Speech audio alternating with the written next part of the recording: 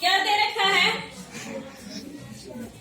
OT, ये है TP. TP स्पर्श रेखा है। टी क्यू भी स्पर्श रेखा है। ओ के अंदर है पीओ क्यू। पीओ क्यू कितने डिग्री का है? 110। कितने का है? 110। आपको निकालना क्या है? पी टी क्यू निकालना है। क्या निकालना है? ये कौन निकालना है? और एक और चीज मैंने बताई कि त्रिज्या और स्पर्श रेखा आपस में कितने डिग्री का कोण बनाते हैं? 90 डिग्री का कोण। यहाँ पे भी 90 डिग्री का कोण बनेगा। जहाँ पे त्रिज्या और स्पर्श रेखा मिलेगी ना, चाहे वो आपको ना दिख रहा हो फिगर में, लेकिन वो बनेगा 90 का ही कोण। ठीक है, तो अब यहाँ देखो, चतुर्भुज के चारों कोणों का जोड़ कितना होता है? 360 डिग्री। तो अब यहाँ पे लिखो, ये कोण कितना दे रखा है? 110।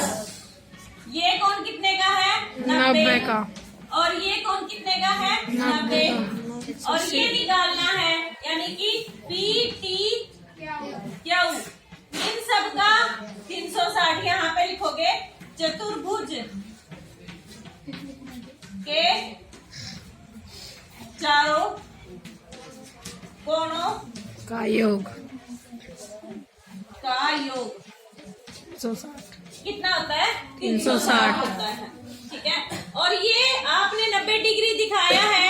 यहाँ पे भी आपको लिखना पड़ेगा क्या चीज है कि ओ क्यू लंब है किस पे? क्यू टी पे। ठीक है ना, ओ क्यू लंब है क्यू टी पे। ठीक है, लंब है, या फिर यहाँ पे ये लिख लेना कि त्रिज्या व स्पर्श रेखा, ऐसे लिख देना, त्रिज्या लंब होती है किस पे? स्पर्श रेखा पे। ठीक है, बस इतना ही लिख के छोड़ देना। अब ये देखो, 90 90 180, 0 9 290, 290 प्लस पी टी क्यू बराबर है 360। अब पी टी क्यू को यहीं रहने दो। 360 माइनस 290,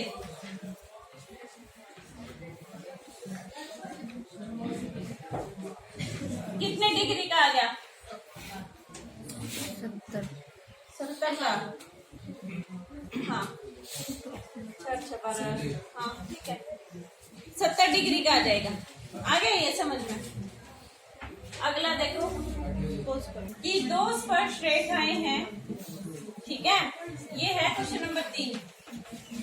दो स्पर्श रेखाएं हैं, वो 80 के कोण पे झुकी हुई है। ठीक है, और आपको निकालना है पी ओ ए, ये कोण निकालना है। ये कोण तो बाद में निकालेंगे, हम लोग निकालेंगे पहले ये पूरा कोण। अब यहाँ देखो, वही है त्रिज्या और स्पर्श रेखा 90 डिग्री, यहाँ पे भी त्रिज्या और स्पर्श रेखा 90 डिग्री। ठीक है, अब चतुर्भुज के चारों कोणों का जोड़ 360। अब ये कोण दे दिया आपको 80 प्लस 90 प्लस 90 प्लस ए ओ बी, ये पूरा कोण ए ओ बी, ये सारे 360 हो जाएंगे। क्यों? चतुर्भुज के चारों 360 कोणों का योग। ठीक है, अब इनको जोड़ दो, 180 और 80 260। ए ओ बी बराबर है 360। ए ओ बी बराबर है 360 माइनस 260। ए ओ बी बराबर है 100 डिग्री। ये पूरा कोण 100 का आ गया। लेकिन आपको तो क्या निकालना था? आधा। ये आधा, उसके लिए हाँ 50 का होगा। लेकिन आप कैसे कहोगे कि ये कोण इसके बराबर है? तभी तो आधा होएगा ना। ठीक है ना, तो आपको इस कोण को इस कोण के बराबर दिखाना पड़ेगा। ठीक है, कैसे दिखाओगे? ये भुजा इसके बराबर, क्योंकि स्पर्श रेखा है। आप दो त्रिभुजें ले लोगे, एक तो ऊपर वाली त्रिभुज और एक नीचे वाली त्रिभुज। इन दोनों त्रिभुजों को सर्वांग सम कर दोगे किस नियम से? भुजा कोण भुजा नियम से। ये भुजा इसके बराबर होगी, ये त्रिज्या है इसके बराबर होगी, ये कोण इसके बराबर होगा। तो भुजा कोण भुजा नियम से दोनों त्रिभुजें सर्वांग सम होगी। सर्वांग सम होने से ये कोण इसके बराबर हो जाएगा। अब ये दोनों जुड़ के 100 के हो रहे हैं और दोनों ही बराबर हैं, तो दोनों कितने के हो जाएंगे? 50-50 के। ठीक है, तो लिखो कौन सी त्रिभुज है ये? एक तो एओपी व दूसरी त्रिभुज कौन सी है? पीओपी में एपी बराबर है बीपी। यहां लिख दो स्पर्श रेखा। बाहरी बिंदु से स्पर्श रेखा जो होती है ना, वो बराबर होती है। और इस कोण का नाम है ए। इस कोण का नाम लिखोगे पी ओ ए पी कोण। ओ पी कोण के कितने के? दोनों 90 के हैं। तीसरा हो गया ओ ए बराबर है ओ बी। क्यों? ये त्रिज्या है इसलिए बराबर होगी। एक ही वृत्त की त्रिज्याएं बराबर होती हैं, तो त्रिभुज क्या हो गई? एओपी सर्वांग सम हो गई किससे? त्रिभुज बीओपी के साथ सर्वांग सम हो गई, तो ये कोण बराबर हो जाएंगे। कौन सा कोण? एओपी कोण। एओपी कोण बराबर है बीओपी। और दोनों कितने के हो जाएंगे? 50 के, क्योंकि पूरा कोण कितने का है? पूरा कोण है 100 का, तो ये आधा कोण कितने का हो जाएगा? 50 का। दो सेकेंद्रीय वृत्त का मतलब है आपने केंद्र लिया एक प्रकार, यानी कि त्रिज्या ली, एक वृत्त बना दिया, फिर इसी को केंद्र माना, बड़ी त्रिज्या ली, एक बार से ये वृत्त और बन गया। तो ये सकेंद्रीय वृत्त हैं जिनका केंद्र क्या है? यहाँ पे एक ही केंद्र है। ठीक है, फिर आपको दे रखा है कि एक जीवा है। जीवा क्या होती है? वृत्त की जीवा होती है जो वृत्त को दो हिस्सों में बांट देती है। एक बड़ा एक छोटा भी हो सकता है, दोनों बराबर भी हो सकते हैं। मतलब कि वृत्त की परिधि को जो टच करे वो रेखा। ठीक है ना? अब यहाँ पे इस बड़े वृत्त की जीवा है, ध्यान से देखना, ये बड़े वृत्त की जीवा है।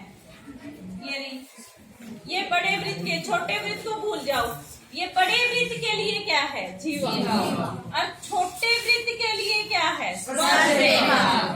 ठीक है, छोटे वृत्त के लिए क्या है? स्पर्श रेखा। और आपको ये भी दे रखा है, ये यहाँ से यहाँ तक जब मैंने मिलाया तो ये छोटे वृत्त की क्या है? त्रिज्या। और कितनी दे रखी है त्रिज्या? 3 सेंटीमीटर। कितनी है? 3 सेंटीमीटर। अब ध्यान से देखना, जब मैं इस केंद्र को इस बड़े वृत्त के यहाँ तक मिला देती हूँ, तो ये बड़े वृत्त की क्या है? त्रिज्या क्या होती है? केंद्र से एक लाइन जो परिधि पे कहीं पे मिल जाए, ये भी त्रिज्या है, ये भी त्रिज्या है, ये भी त्रिज्या है, ये भी त्रिज्या है। कितनी त्रिज्याएं हो सकती है? हाँ, ये सारी त्रिज्या है।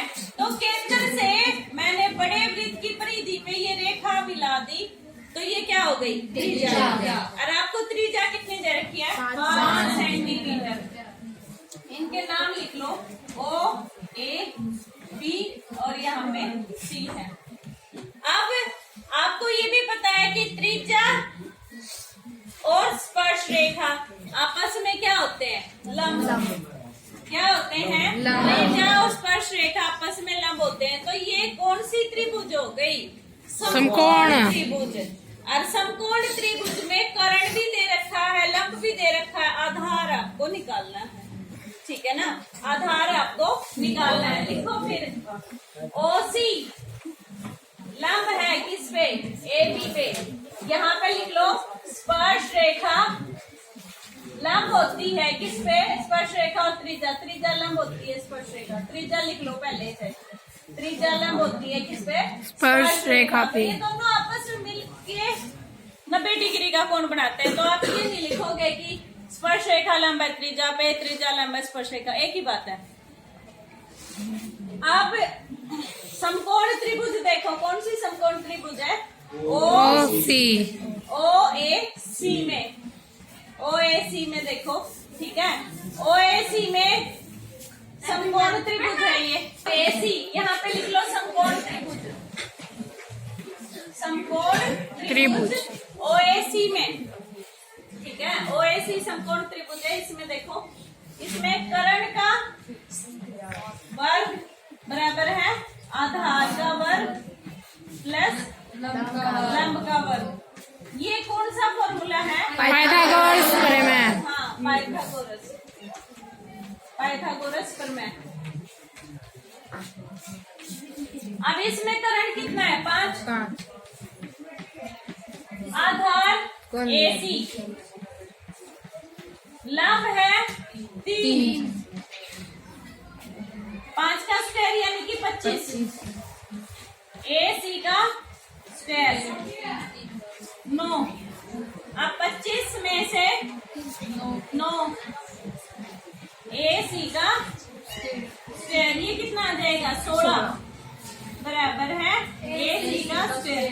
दोनों तरफ वर्गमूल लगा दो, वर्गमूल 16 और वर्गमूल AC का स्क्वायर, वर्ग से वर्गमूल कट गया, AC बराबर है, यह आ जाएगा 4 गुना 4 बन रहा है जोड़ा, तो कितना आ जाएगा? 4 बराबर है AC हो गया इतना, और आपको निकालना है AB, इस 4 का दुगना आ जाएगा, ठीक है ना? तो आप निकाल दोगे AB 8 सेंटीमीटर। तो लिख लो स्पर्श रेखा की लंबाई